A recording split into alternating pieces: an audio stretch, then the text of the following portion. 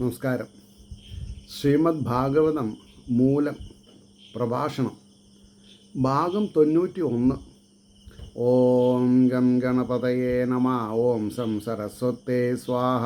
ഓം ശ്രീ ഗുരുഭ്യോ നമ. ഓം ശ്രീ രംഗനാഥ ശർമ്മണേ നമ. നാരായണ നാരായണ നാരായണ നാരായണ നാരായണ നാരായണ നാരായണ നാരായണ നാരായണ നാരായണ നാരായണ. ഓം ശ്രീകൃഷ്ണാർപ്പണമസ്തു. ഓം ശ്രീകൃഷ്ണായ പരബ്രഹ്മണേ നമ. ഓം ശ്രീകൃഷ്ണായ പരമാത്മനേ നമ. ഹരേ രാമ രാമ രാമ ഹരേ ഹരേ, ഹരേ കൃഷ്ണ കൃഷ്ണ കൃഷ്ണ ഹരേ ഹരേ.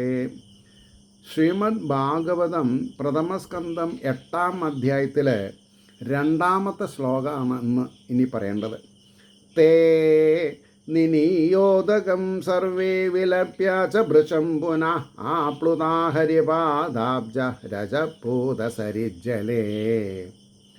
തേ നിനിയോദകം സർവേ വിലപ്യ ച ഭൃശം പുനഃ ആപ്ലുതാ ഹരിപാദാബ്ജ രജപൂതസരിജ്ജലേ. ഇതിൻ്റെ വാക്കാർത്ഥം പറയുമ്പോൾ അവരെല്ലാവരും ജലത്തെ കൊടുത്തിട്ട്, പാഞ്ചാലിയും പാണ്ഡവന്മാരും കൂടി അവരെല്ലാവരും ജലത്തെ കൊടുത്തിട്ട് ഏറ്റവും കരയുകയും ചെയ്തിട്ട്, അതായത് സന്താന നാശത്തിൽ നിന്നുള്ള ദുഃഖം, പിന്നെയും ഹരിപാദാബ്ജ ശ്രീഹരിയുടെ പാദപത്മത്തിലെ പൊടികൾ കൊണ്ട് പരിശുദ്ധയായ നദിയിലെ ജലത്തിൽ, ഗംഗയിൽ മുങ്ങി. അതായത് ഈ മരിച്ചവർക്ക് പിണ്ടം വെച്ചിട്ട് പിന്നെ മുങ്ങി കുളിക്കണം. ഇപ്പോൾ ചിലവർ നമ്മുടെ ഈ സനാതന ഹിന്ദുക്കളെന്ന് പറയാം, കർത്തവാവൻ ദിവസം വീട്ടിൽ ബലിയിട്ടിട്ട് ഉയർന്നോട് കൂട്ടാ ബലിയിടുക. പിന്നെ മുങ്ങി കുളിച്ചിട്ടില്ലെങ്കിൽ മോശം. പിതൃക്കളെ പൂജിച്ചതിൻ്റെ ശേഷം പിന്നെയും കുളിക്കണം, ശുദ്ധം മാറുക പറയും. അപ്പോൾ ഇവനെ വീട്ടിൽ വിളക്ക് കൊളുത്താൻ പാടില്ല. അപ്പോൾ ഇത് അറിയാതെ കൊണ്ട് ഒരുപാട് പാപം ചെയ്യുന്നുണ്ട് ആൾക്കാർ. അതുകൊണ്ടാണ് ഇവിടെ പറഞ്ഞത്, തിലകോദകം എള്ളും വെള്ളമൊക്കെ കൊടുത്തതിന് ശേഷം പിന്നെയും മുങ്ങി. അതിൻ്റെ ഭാവാർത്ഥം പറയാം. അവരെല്ലാവരും ജലം കൊടുത്ത ശേഷം ഉറക്കെ കരഞ്ഞുകൊണ്ട് ശ്രീഹരിയുടെ പാദപത്മത്തിലെ പൊടികൾ കൊണ്ട് പരിശുദ്ധമായ ഗംഗാനദിയിലെ ജലത്തിൽ രണ്ടാമതും സ്നാനം ചെയ്തു. അപ്പോൾ ഈ ഗംഗ എന്ന് പറഞ്ഞത് വാമനാവതാര കാലത്ത് ഭഗവാന്റെ വലത് കാലിൻ്റെ തള്ളവിരലിൻ്റെ നഖം സത്യലോകത്ത് ബ്രഹ്മാവിൻ്റെ ലോകത്തെത്തി. അപ്പോൾ തൻ്റെ കമണ്ടലൂരിലുള്ള ജലം കൊണ്ട് ഭഗവാന്റെ പാദപ്രക്ഷാളനം ചെയ്തു. അതാണ് ആകാശഗംഗയായിട്ട് ഭൂമിയിലെത്തിയത്. ഇത്രയും കാര്യങ്ങൾ ആലോചിക്കണം. അപ്പോൾ ഭഗവാൻ ശ്രീഹരിയുടെ പാദപത്മത്തിലെ പൊടി കൊട്ടിട്ടുള്ള വെള്ളം എന്ന് പറഞ്ഞാൽ അത് ഗംഗ എന്ന് പറയുന്ന വേണം. അപ്പോൾ ഇവിടെ 2-ാമത്തെ ശ്ലോകം കഴിഞ്ഞു. ഇനി 3ഉം 4ഉം ഒപ്പം പോവും അർത്ഥം പറയാനുള്ള സൗകര്യത്തിന്. തത്രാസീനം ഗുരുപതിം ധൃതരാഷ്ട്രം സഹാനുജം ഗാന്ധാരീം പൂതശോകാർത്ഥം പൃഥാം കൃഷ്ണാം ച മാധവാം സാന്ത്വയാമാസ മുനിഭിർഹതബന്ധൂൻ സുജാർപ്പിതാൻ ഭൂതേഷു കാലസ്യ ഗതിം ദർശയന്ന പ്രതിക്രിയാം. തത്രാസീനം ഗുരുപതിം ധൃതരാഷ്ട്രം സഹാനുജം ഗാന്ധാരീം പുത്രശോകാർത്ഥാം പൃഥാം കൃഷ്ണാം ച മാധവാം സാന്ത്വയാമാസ മുനിഭിർഹതബന്ധൂൻ സുജാർപ്പിതാൻ ഭൂതേഷു കാലസ്യ ഗതിം ദർശയന്ന പ്രതിക്രിയാം.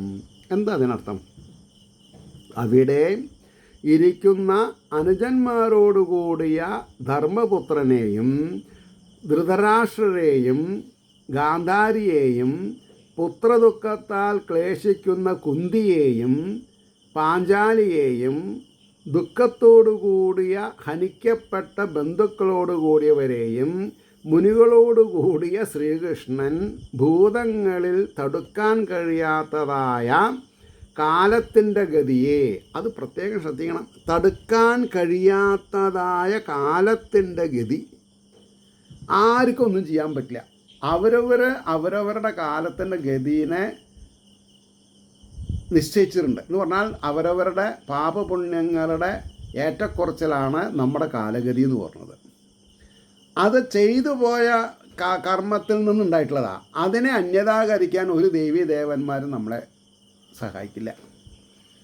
അപ്പോൾ അതിനെയാണ് സഞ്ചിത പ്രാരബ്ധ കർമ്മങ്ങൾ എന്ന് പറയുക. അത് അനുഭവിച്ച് തീരണം. അപ്പോൾ ഇത്രയും മനസ്സിലാക്കിയാൽ സദാസേവ്യ ഭാഗവതം എപ്പോഴും ഉന്മേഷത്തോടു കൂടി മടിയന്മാരാവാതെ കണ്ട്, ഉദാസീനതയില്ലാതെ കണ്ട്, ഹരേ രാമ രാമ രാമ ഹരേ ഹരേ, ഹരേ കൃഷ്ണ കൃഷ്ണ കൃഷ്ണ ഹരേ ഹരേ ഊർജ്ജസ്വലതയോട് കൂടിയിട്ട് നാമം ചൊല്ലിക്കൊണ്ടിരിക്കണം. അല്ലെങ്കിൽ ഉപനിഷത്തുകൾ, വേദങ്ങൾ, പുരാണങ്ങൾ പഠിച്ചുകൊണ്ടിരിക്കണം. നിമിഷം വെറുതെ കളയാൻ പാടില്ല. അതുകൊണ്ടാണ് തടുക്കാൻ കഴിയാത്തതായ കാലത്തിൻ്റെ ഗതിയെ കാട്ടിക്കൊടുക്കുന്നവരായിട്ട് സമാധാനിപ്പിച്ചു. ആരാ ഈ തടുക്കാൻ സാധിക്കാത്ത കാലത്തിൻ്റെ ഗതിയെ കാട്ടിക്കൊടുക്കുന്നവൻ? ഭഗവാൻ ശ്രീകൃഷ്ണൻ. അതിനി ഭാവാർത്ഥം പറയാം. മുനികളോട് കൂടിയ ശ്രീകൃഷ്ണൻ അവിടെ ഇരിക്കുന്ന കുരുവംശാധിപതിയും ധൃതരാഷ്ട്രർ, സഹോദരന്മാരായ ഭീമസേനൻ, അല്ലെങ്കിൽ മൂത്ത ആൾ ധൃതരാഷ്ട്രം, മുനികളോടുകൂടി ശ്രീകൃഷ്ണൻ അവിടെ ഇരിക്കുന്ന കുരുവംശാധിപതി, സഹോദരന്മാരായ ഭീമസേനൻ മുതലായവരോടും കൂടിയവനുമായ ധർമ്മപുത്രർ, ധൃതരാഷ്ട്രർ, പുത്രദുഃഖത്താൽ ക്ലേശിക്കുന്ന ഗാന്ധാരി, കുന്തി, പാഞ്ചാലി ബന്ധുക്കൾ, മരിച്ചത് നിമിത്തം കരഞ്ഞുകൊണ്ടിരിക്കുന്ന മറ്റുള്ളവർ, ഇവർക്ക് ജനനം മരണം മുതലായ കാലഗതിയെ. അപ്പോൾ ആദ്യം അത് പറഞ്ഞിട്ടുണ്ടായിരുന്നില്ല, കാലഗതി എന്ന് മാത്രമേ ഉള്ളൂ. അപ്പോൾ ഈ കാലഗതി എന്ന് പറഞ്ഞെന്താ? ജനനം മരണം മുതലായ കാലഗതിയെ പ്രാണികൾക്ക് തടുക്കാൻ കഴിയുന്നതല്ലെന്ന് ഉപദേശിച്ച് സമാധാനപ്പെടുത്തി.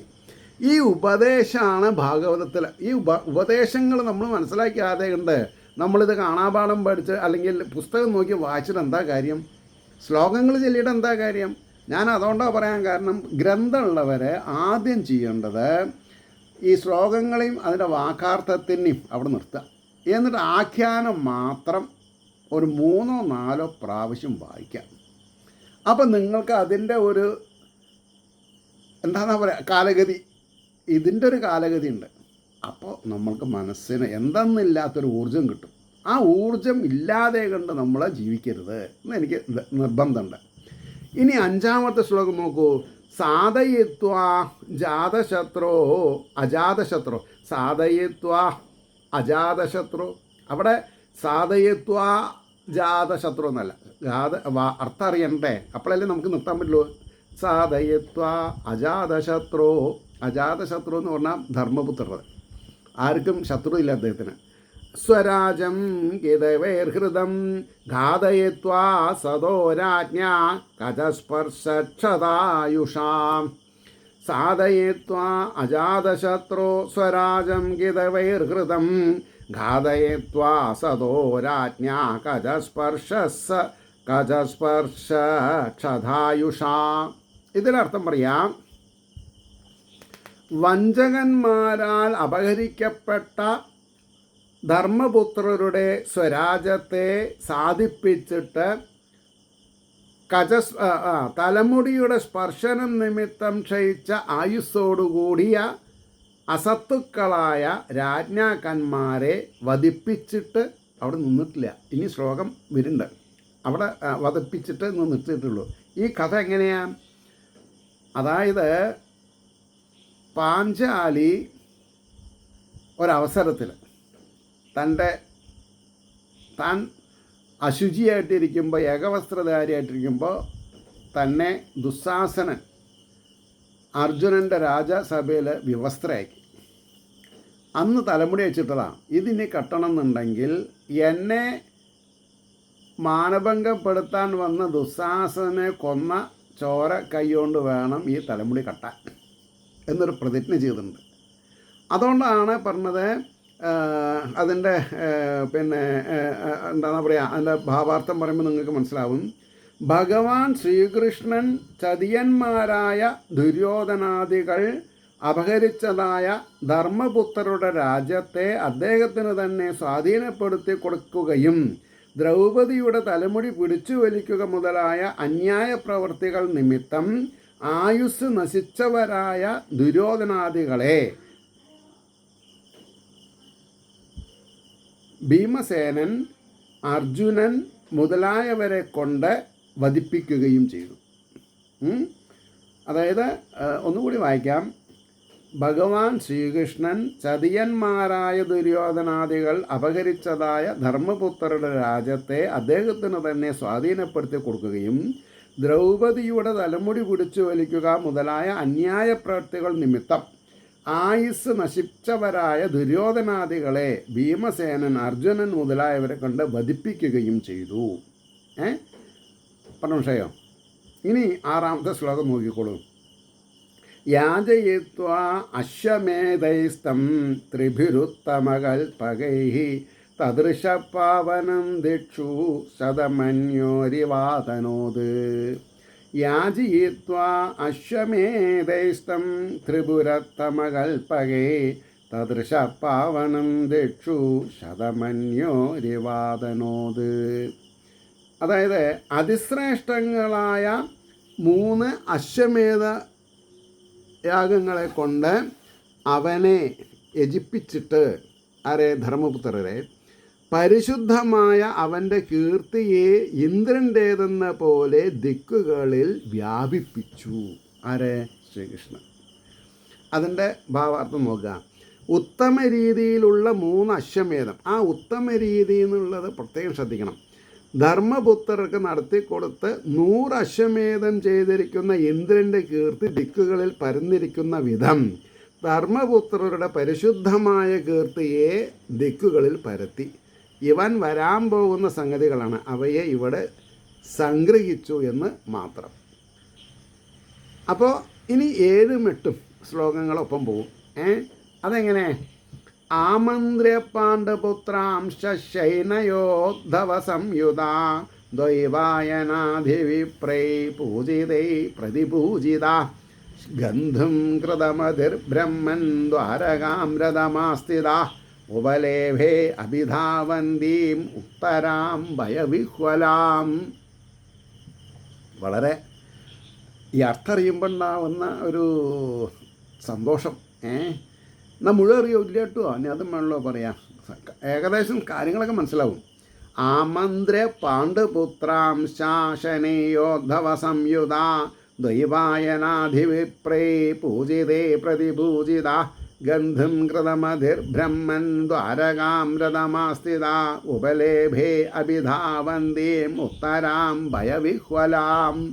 ഇതിൻ്റെ 4 വരിയുടെ അർത്ഥം, അല്ലെങ്കിൽ 2 ശ്ലോകത്തിൻ്റെ അർത്ഥം: പാണ്ഡവന്മാരോട് യാത്ര പറഞ്ഞിട്ട് സാത്വികി ഉദ്ധവർ ഇവരോട് ചേർന്നവനും പൂജിക്കപ്പെട്ടവരും വ്യാസർ മുതലായവരുമായ ബ്രാഹ്മണരാൽ പ്രതിപൂജിക്കപ്പെട്ടവനുമായിട്ട് ബ്രാഹ്മണോത്തമ ദ്വാരകയെ ഗമിപ്പാനായിക്കൊണ്ട് ശ്രീകൃഷ്ണൻ മനസ്സിൽ നിശ്ചയിച്ച് രഥത്തെ ആരോഹണം ചെയ്തവൻ രഥത്തിൽ കയറി പേടിച്ചു പരവശനായിരിക്കുന്ന ഉത്തരയെ നേരിട്ട് ഓടി വരുന്നവളായിട്ട് കണ്ടു.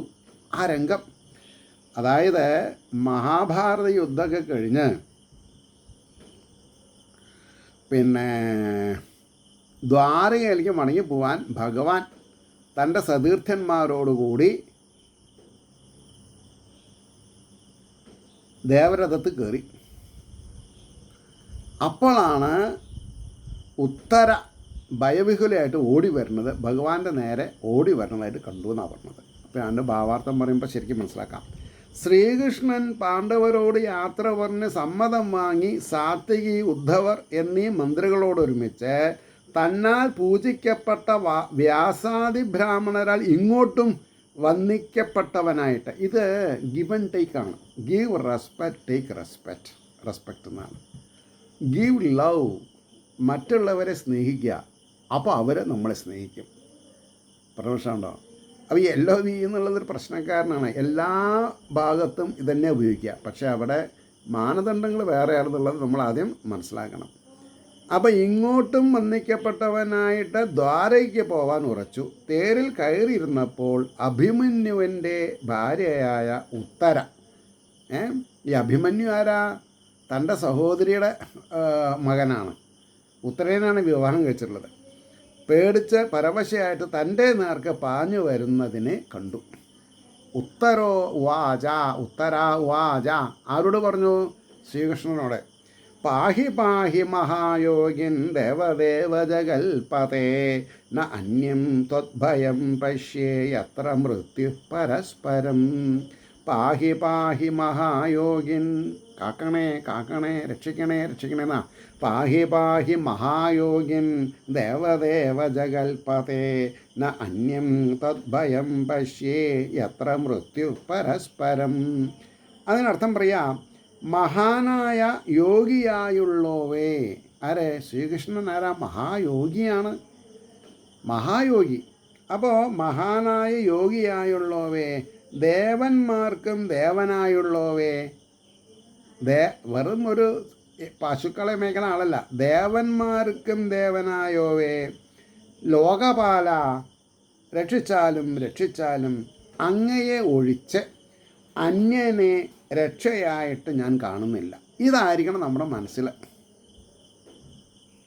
ഭഗവാനെ എന്ന് പറഞ്ഞാൽ ഭഗവാന്മാരുടെ ഭഗവാനായിരിക്കുന്ന ശ്രീകൃഷ്ണൻ ഒഴിച്ച് വേറെ ആരും ഭജിച്ചിട്ട് കാര്യമില്ല. മോക്ഷം തരാൻ ഇദ്ദേഹം മാത്രമേ ഉള്ളൂ. അത് ഭഗവതിക്കും ശിവനും കൂടിയും പറ്റില്ല എന്നാണ് പറഞ്ഞത്, മോക്ഷം തരാൻ. അവർ കൂടി സമ്മതിച്ചിട്ടുള്ള കാര്യം. പക്ഷെ നമുക്ക് സമ്മതിക്കാൻ ബുദ്ധിമുട്ടാണ്. കാരണം എന്താ? നമ്മുടെ മനസ്സിലിങ്ങനെ അടിത്തട്ട് ഇങ്ങനെ കിടക്കണം. അതിനെ അറിവാകുന്ന വേദങ്ങളെ കൊണ്ട്, ഉപനിഷത്തുകളെ കൊണ്ട്, പുരാണങ്ങളെ കൊണ്ട്, ഇതിഹാസങ്ങളെ കൊണ്ട് നമ്മൾക്ക് രക്ഷപ്പെടുത്താൻ സാധിക്കണം. അപ്പോൾ ലോകപാല, രക്ഷിച്ചാലും രക്ഷിച്ചാലും അങ്ങയെ ഒഴിച്ച് അന്യനെ രക്ഷയായിട്ട് ഞാൻ കാണുന്നില്ല.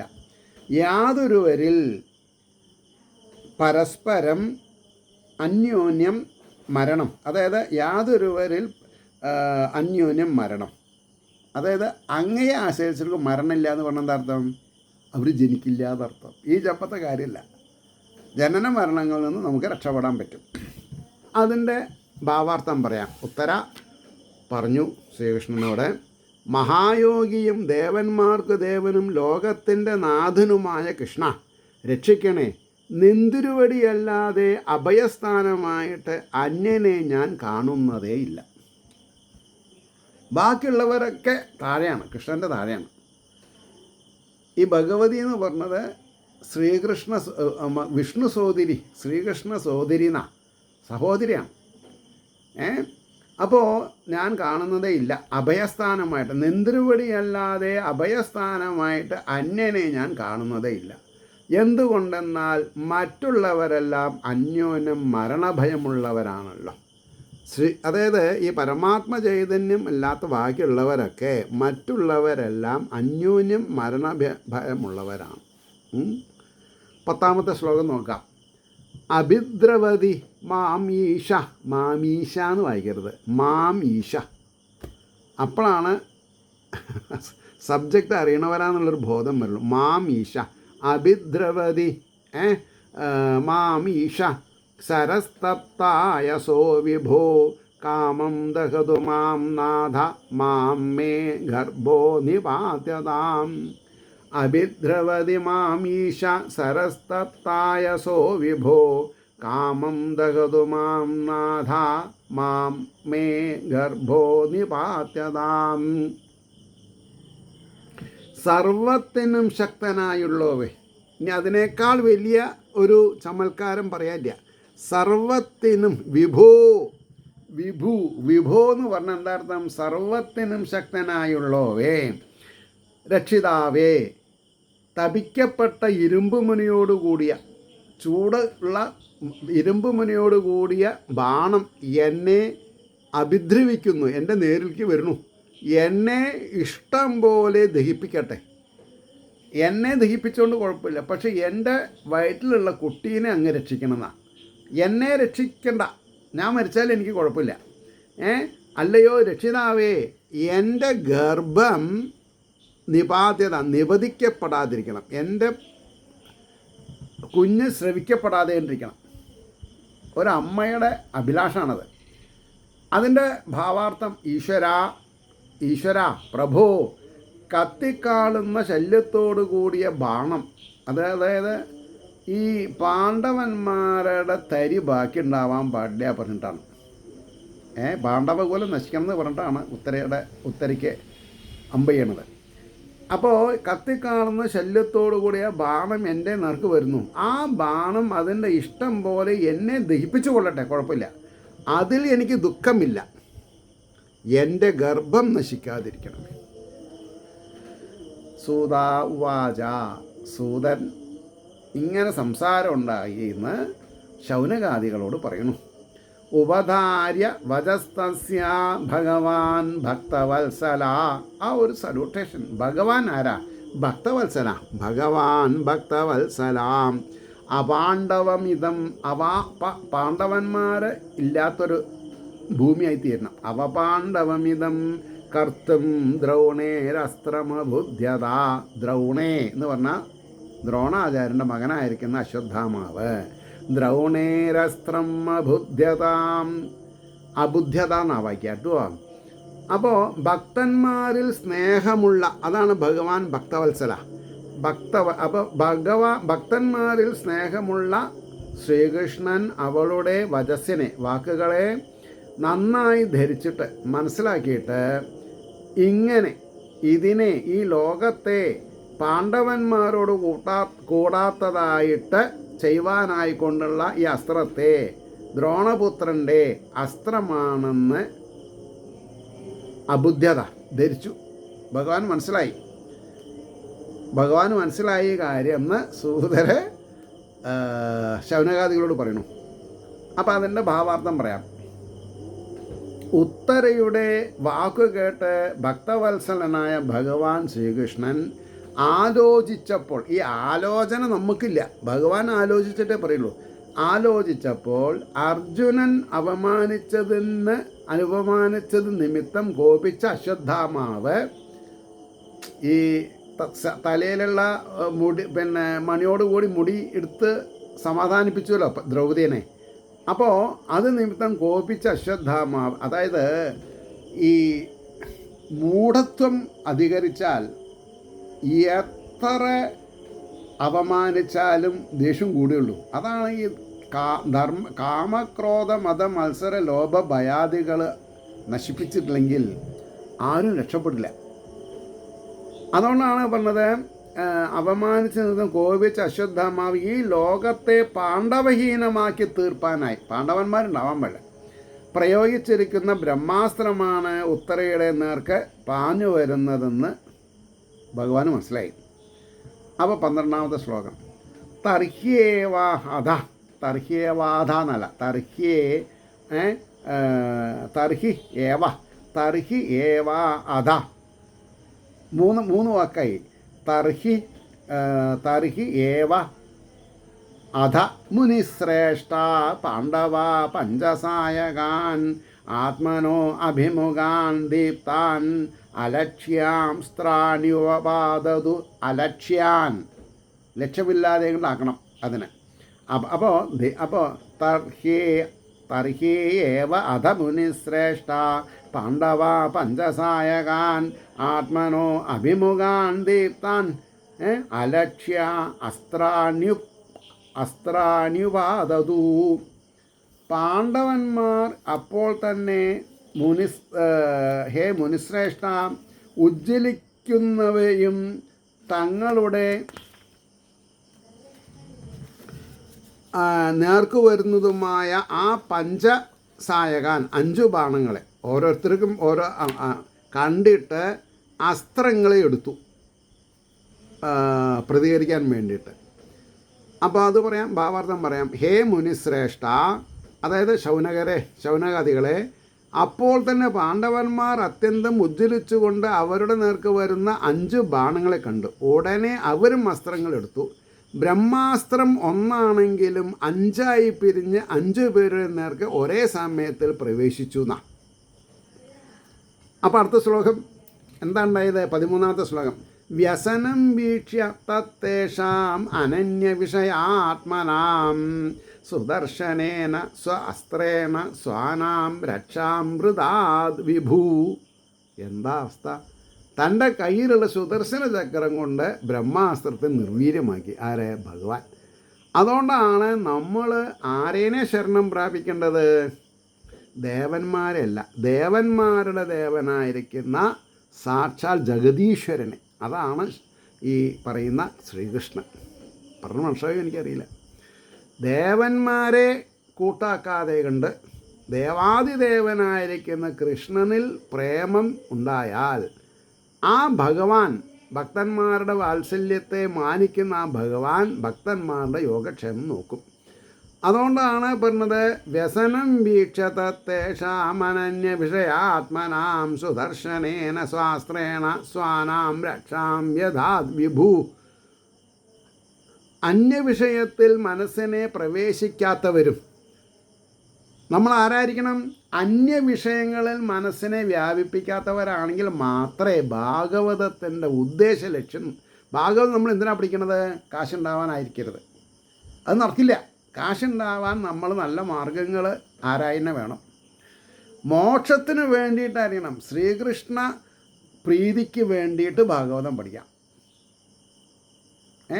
ഈശ്വരൻ്റെ പ്രീതി ഉണ്ടായാൽ എല്ലാ യോഗക്ഷേമങ്ങളും ഭഗവാൻ നോക്കിക്കൊള്ളുന്നതാണ് പറഞ്ഞത്.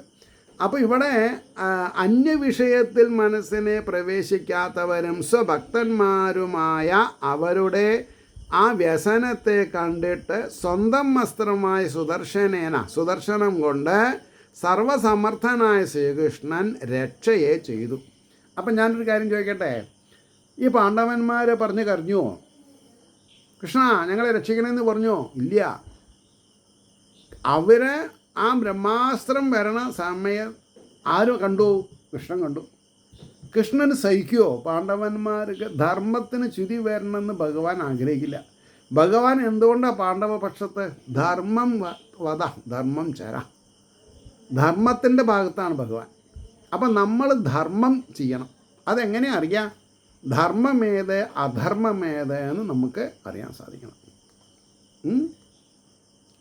അപ്പോൾ പ്രഭുവായ ശ്രീകൃഷ്ണൻ തന്നെ ഒഴിച്ച് മറ്റാരെയും രക്ഷയായിട്ട് വിചാരിക്കാതെ ഇരിക്കുന്ന സ്വഭക്തന്മാരായ പാണ്ഡവന്മാർക്ക് നേരിട്ടിരിക്കുന്ന ആപത്തിൽ നിന്ന് സ്വാസ്ത്രമായ സുദർശനത്തെ ഉപയോഗിച്ച് അവരെ രക്ഷിച്ചു. ഇനി എന്താ വേണ്ടത്? ഇതിൽ നമ്മൾക്ക് ആത്മാനന്ദം ഉണ്ടാവണം. ഈ ഒരു ശ്ലോകമാണ് നമ്മൾ പഠിക്കേണ്ടത്. ഏതവസ്ഥയിലും ഭഗവാൻ നമ്മളെ രക്ഷിക്കും എന്ന് നമ്മൾ ഉറച്ചങ്ങ് വിശ്വസിച്ചാൽ മതി. അപ്പോൾ 14-ാമത്തെ ശ്ലോകം. അന്തസ്ഥ സർവഭൂതാനാമാത്മാ യോഗേശ്വരോ ഹരി. അന്തസ്ഥ, അകത്ത് താമസിക്കണം, അകത്തുള്ള ആൾ. നമ്പൂരിമാർ പറയുന്നത് അകത്തുള്ള ആളെ പറഞ്ഞ സ്ത്രീയാണ്. ഇവിടെ അന്തസ്ഥ, സ്ഥായിയായിട്ട് അകത്തിരിക്കണവൻ, അന്തര്യാമി. സർവഭൂതാനാം യോഗേശ്വരോ ഹരി സ്വമായയാ ആവൃണോദ്ഗർഭം വൈരാട്യാ കരുതന്തവേ. അന്തസ്ഥ സർവഭൂതാനാം സന്താനാം ആത്മാ യോഗേശ്വരോ ഹരി സ്വമായയാ ആവൃണോദ്ഗർഭം വൈരാട്യാ ഗുരുതന്തവ. സർവഭൂതങ്ങളുടെ ഉള്ളിലിരിക്കുന്ന ആത്മാവും യോഗേശ്വരനുമായ ഹരി കൃഷ്ണൻ സ്വകീയ ശക്തിയ, സ്വന്തം ശക്തിവിശേഷം കൊണ്ട് വിരാട രാജാവിൻ്റെ മകളുടെ ഗർഭത്തെ കുരുവംശ സന്തതിക്ക് വേണ്ടി ആവരണം ചെയ്തു. ഭഗവാൻ ഒരു പ്രൊട്ടക്ഷൻ ഉണ്ടാക്കി.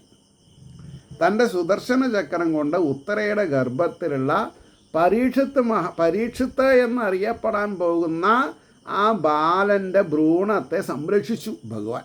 എങ്ങനെ? സുദർശന ശക്തൻ്റെ ശക്തി കൊണ്ട്. മനസ്സിലായോ? ഒരു ശ്ലോകം കൂടിയും പറഞ്ഞ് നിർത്താം. ഇന്നലെ ഇന്നൊക്കെ ഞാൻ വളരെ ബിസിയാവുക കാരണം ഓരോ അധ്യായം തരാമെന്ന് വിചാരിച്ചിട്ടാണ്. അല്ല, ഓരോ സ്ലോട്ട് തരാം, അല്ലെങ്കിൽ 2 പറയും ഞാൻ. നാളെ മുതൽക്ക് 2 പറയണമെന്നുണ്ട്. നോക്കാം. 15-ാമത്തെ ശ്ലോകം എന്താ പറഞ്ഞത്? യദ്യപി അസ്ത്രം ബ്രഹ്മശിരസ്ത്വം അമോഘം ച പ്രതിക്രിയം വൈഷ്ണവം തേജ ആസാദ്യ സമസാത് ഭൃഗുദ്വഹ യദ്യപി അസ്ത്രം ബ്രഹ്മശിരസ്ത്വം അമോഘം ച അപ്രതിക്രിയം വൈഷ്ണവം തേജ ആസാദ്യ സമസാമ്യാൻ ഭൃഗുദ്വഹ. ഹേ ഭൃഗുമഹർഷിയുടെ കുലത്തിൽ ജനിച്ചവരിൽ വെച്ച് ശ്രേഷ്ഠ, ബ്രഹ്മാസ്ത്രം നിഷ്ഫലമാകാത്തതും അപ്രതിക്രിയയില്ലാത്തതുമാണെങ്കിലും വിഷ്ണുവിനെ സംബന്ധിച്ചതായ തേജസ്സിനെ ആസാദ്യം പ്രാപിച്ച് നന്നായിട്ട് ശമിച്ചു. എന്താണ് കാരണം? ബ്രഹ്മാസ്ത്രം എന്ന് പറഞ്ഞാൽ ബ്രഹ്മത്തെ ഹനിക്കണമെന്നല്ല, ബ്രഹ്മാവ് കൊടുത്തിട്ടുള്ള അസ്ത്ര ബ്രഹ്മാവ്. അപ്പോൾ ഇവിടെ കൃഷ്ണൻ അതിനെ വീറ്റോ ചെയ്തു എന്ന് പറഞ്ഞാൽ ഏകമായിരിക്കുന്ന പരബ്രഹ്മം ദ്രുതമായി പറഞ്ഞാലും ഓരോരുത്തർക്കും ചെയ്യാനുള്ള കർമ്മങ്ങൾ വിഭജിച്ചു എന്നല്ലാതെ കണ്ട് ദി ആൾമൈറ്റി എന്ന് പറയാൻ ആര് മാത്രമേ ഉള്ളൂ? ഭഗവാൻ വിഷ്ണു മാത്രമേ ഉള്ളൂ. ആ വിഷ്ണുവിൻ്റെ പരിപൂർണ അവതാരമാണ് ഇത് ഈ കൃഷ്ണൻ അല്ലെങ്കിൽ രാമൻ എന്ന് പറഞ്ഞത്. അതുകൊണ്ടാണ് വിഷ്ണു എന്ന് പറഞ്ഞ സ്ഥലത്ത് കൃഷ്ണൻ എന്ന് പറഞ്ഞാലും കൃഷ്ണൻ എന്ന് പറഞ്ഞിടത്ത് വിഷ്ണു എന്ന് പറഞ്ഞാലും അത് തെറ്റല്ല, അത് ശരിയാണ് എന്ന് പറഞ്ഞു. അപ്പോൾ അതിൻ്റെ ഭാവാർത്ഥം പറയാം. ഹേ മുനിശ്രേഷ്ഠനായ ശൗനക, അന്യാസ്ത്രത്താൽ തടുക്കുവാൻ കഴിയാത്തതും ഒരിക്കലും വ്യർത്ഥമാകാത്തതുമാണ് ബ്രഹ്മാസ്ത്രം. എങ്കിലും ശ്രീകൃഷ്ണൻ ഉപയോഗിച്ചതായ സുദർശനത്തോട് ചേർന്നപ്പോൾ ആ ബ്രഹ്മതേജസ് വൈഷ്ണവതേജസ്സിൽ അമർന്നുപോയി. അപ്പോൾ ഹരശങ്കര ശിവശങ്കര ദുരിതം കളശിവനെ എന്ന് പറയുന്നത് കുഴപ്പമൊന്നുമില്ല. പക്ഷേ ഹരേ രാമ രാമ രാമ ഹരേ ഹരേ, ഹരേ കൃഷ്ണ കൃഷ്ണ കൃഷ്ണ ഹരേ ഹരേ, അതിന് മേന്മ കൂടും. അത് കലിസന്ധർണോപനിഷത്താണ്. മാത്രമല്ല ഹരിയെയും കൃഷ്ണനെയും രാമനെയും നമ്മൾ സ്മരിക്കുകയാണ് ചെയ്യുന്നത്. ഇത്രയും ആനന്ദത്തെ തരുന്നതായിട്ടുള്ളൊരു സിദ്ധൌഷധം ഭാഗവതത്തിനെ പോലെ വേറെ ഒന്നുമില്ല എന്ന് സാധാരണക്കാരനായ എൻ്റെ സഹോദരീ സഹോദരന്മാരെ ഓർമ്മിപ്പിച്ചുകൊണ്ട് ഏവർക്കും ശ്രീഹരിയുടെ അനുഗ്രഹാശിസ്സുകൾ കിട്ടത്തക്ക വിധം ശ്രീഹരിയുടെ പ്രിയത്തിനായിട്ട് ജീവിക്കാം. അത്രമാത്രം നമുക്ക് ചെയ്യാൻ പറ്റുള്ളൂ. നമസ്കാരം.